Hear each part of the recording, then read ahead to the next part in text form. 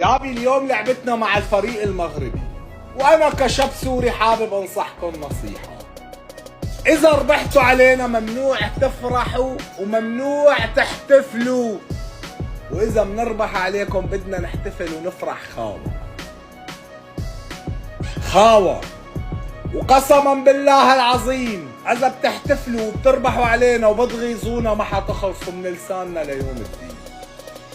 واوعك تعلق بلسان سوري. والسلام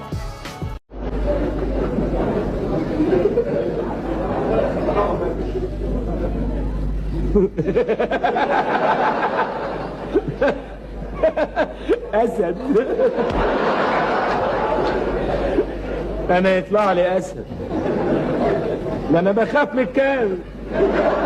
يطلع لي اسد. هو اسد.